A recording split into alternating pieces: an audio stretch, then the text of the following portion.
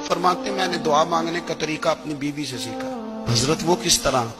فرمانے لگے میری بیوی نے نا مجھے کوئی کام بتایا، کچھ پیسوں کی ضرورت کے لیے کہا، تو میں نے اسے کہا کہ بھئی ابھی میرے پاس نہیں ہے، کچھ دنوں میں آتے ہیں تو میں دے دوں گا۔ عورتوں کی عادت ہوتی ہے وہ بار بار یاد کراتی ہیں۔ 2-4 دنوں کے بعد پھر اس نے کہا حضرت وہ میں نے کہا تھا کچھ پیسے، میں نے اسے کہا کہ ابھی میرے پاس نہیں ہے، کچھ دنوں میں ملتے ہیں تو میں تمہیں دے دوں گا۔ اس نے کچھ دنوں کے بعد پھر کہا حضور وہ میں نے کچھ پیسے کہے تھے۔ فرماتے میں نے ڈانٹ دیا، میں نے کہا کہ کیا تو روز مجھے شرمندہ کرتی ہے، کہا نا میرے پاس نہیں ہے، ہوں گے تو دے دوں گا، تو روز یاد کراتی ہے۔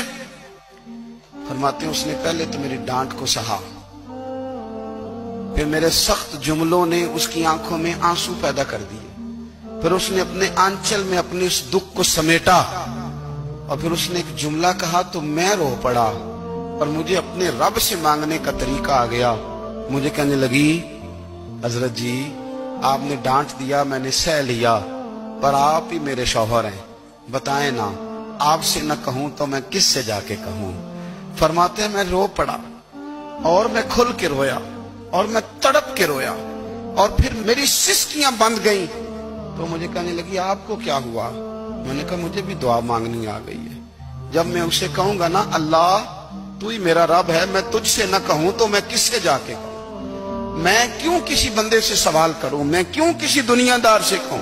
میں تیرے بندوں کا، نیک بندوں کا وسیلہ لے کے، تیرے محبوب کی غلامی لے کے تیری بارگاہ میں آیا، تجھ سے نہ مانگوں تو کس سے مانگوں؟ سمجھ آ گئی ہے، جب میں اس رنگ میں مانگوں گا تو پھر رب میرے اوپر بڑا ہی فضل فرمائے گا۔